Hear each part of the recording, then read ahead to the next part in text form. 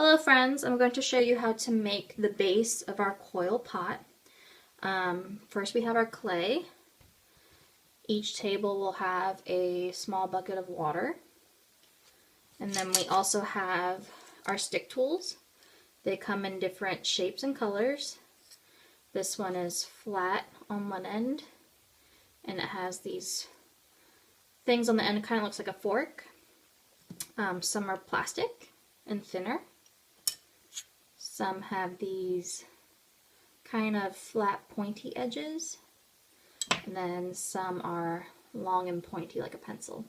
They're all going to help us make our pot. So first you're going to take a little piece of clay, kind of mash it and squeeze it in your hands, okay? And then I want you to kind of flatten it between the palms of your hands. One thing you can do, I call it a crab wheel, or excuse me, I call it a crab claw and steering wheel. You kind of make your hands like crab claws like this.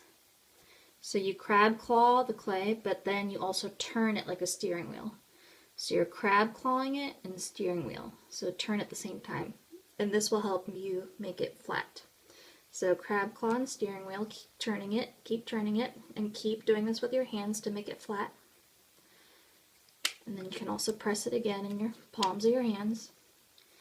Now you don't want the edge of the clay to be thicker than your thumb or skinny than your pinky. It needs to be in between. If it's too skinny, it's going to crack and break when I fire it in the kiln.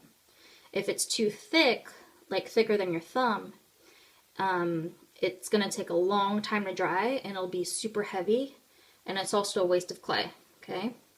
So it needs to be in between the thickness of your pinky and the thickness of your thumb. So this is a good thickness, it's nice and medium. So try to get like a flat circle, and this is going to be the bottom of our coil pot, the base. You need to take one of the sharp stick tools and you need to gently write your name. I'll put Miss T for me. Okay, Miss T. Then I'm going to set this aside. I'm going to turn it upside down so my name is on the table. Now I'm going to show you how to do a coil. So take some clay and kind of squish it like Play-Doh in your hands so it's kind of long like a log. You could also do this and roll it in between your hands. Okay. Now, once you get it to about this, we need to make it skinny like a rope because that's what a coil is. So what you have to do, let me move my stuff. You need to make your hands like a triangle, kind of like this. And keep all your fingers together so they're nice and closed. And you're going to do this movement, back and forth. But when you go back and forth, you're going to slowly separate your hands. When you slowly separate your hands, it's going to make the coil longer and longer and skinnier. So, if you just do this back and forth, this is not going to get any longer or skinnier. So you have to roll it. My hands are still in a triangle, and look how I'm spreading my hands apart. And now, as you can see, the clay is getting longer, and it's also getting skinnier. Now, say for example, you roll and roll and roll, and you accidentally get a really kind of skinny part right here, like it's about to break off. Just go ahead and pinch that off because we won't be able to use this, okay? We need the clay coil the same thickness all the way through. So if you're rolling the clay with your hands as a triangle and you find that there's like a skinny spot, a weak spot, just go ahead and break it off because we won't be able to use that for our coil pot. So this is a good rope. I'll set this aside. Let me make another one. Again, take some clay, kind of mash it in your fingers or roll it in between the palm of your hands to start it. Okay, now triangle hands, roll back and forth, but we're also spreading our hands apart. Now it's getting longer and longer, and it's also getting a little skinny. So there's another one. I'll make one more. Mash it, roll it, Now, if you get frustrated rolling your coils, it's okay. It took me a long time in school to learn how to roll these. So again, triangle, roll back and forth, and spread your hands apart at the same time. Roll, roll. If you can figure out another way to roll your coil and it's successful, then you can do that. So I have a couple coils now. Now I'm going to show you how to attach them. So here's the base we made. Let me get my water again. Any of these stick tools will do. We need to score and slip. Another word for score is scratch. So score and scratch is the same thing. And slip, think of slippery water. Slip is the water that we're going to use to attach it. You need to score and slip any two pieces together. If you don't score and slip it, then it's going to fall apart when you're making it, and it will fall apart in the kiln when I cook it. So we need to score.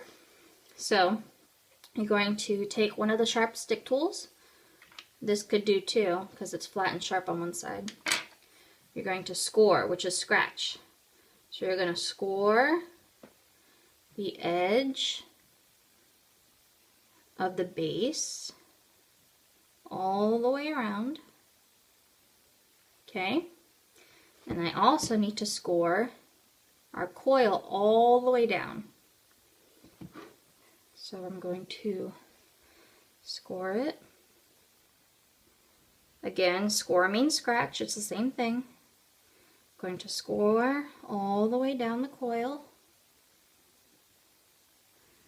Now you're scoring, it needs to be deep but not too deep. So if you can see, there's some of my scratches, okay? Now I'm going to turn it, I'm going to put it together like a puzzle. So the scratches are going to meet like a puzzle. But first, we need to slip it, which is the water. All you need is a small fingertip of water. You do not need to soak or dampen your clay so much, because if you do that, it's going to get really mushy and you won't be able to work with it. All you need is just a dab, just a fingertip of water. So a fingertip of water, dab some water on the scratches that you made. Okay. And then I can put these two like a puzzle piece. So I'm going to put it down all the way around. Okay, now look. This is too long and I've already met the end. So what I'm going to do, I'm going to take one of my flat stick tools. I'm just going to cut that piece off gently. Save this because we can still use it. Now we have these two pieces. I'm going to gently take my finger and smooth it over. And the side too. And this side. So now there's one coil. That's what it looks like from the side. Now I want you to take a finger, wet it a little bit, and smooth out the edge all the way around. Smooth it out. If your clay starts to get too dry and crack, you need to add a little bit of fingertip of water. So smooth it out all the way around. Now don't press down too hard because then you're going to flatten your coil. We still want it to be nice and plump, nice and thick and rounded. So let's attach another one. So what do? We need to score, which is scratch. So score all the way around. Scratch, scratch, scratch, scratch, scratch. Okay. And I need to score the coil rope too. Can't forget about him. So scratch. I'll show you how to do it with the blue tool, one of the flat ones. Just scratch it. It does the same thing. Scratch, scratch. Or I'll show you how to do like the fork one that looks like a fork. Just scratch, scratch, scratch. Scratch, scratch. Scratch, scratch, scratch. Okay. Now what do?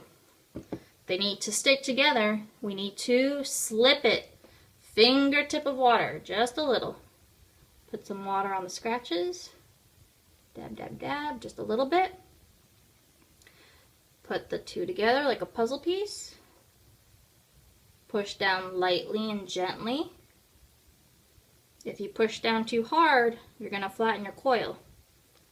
Now look what happens. I got this little extra piece. What do? Cut it off. Get one of the flat tools. Gently cut, pull apart. Push these two sides together. Gently blend it. And then blend on the side all the way around.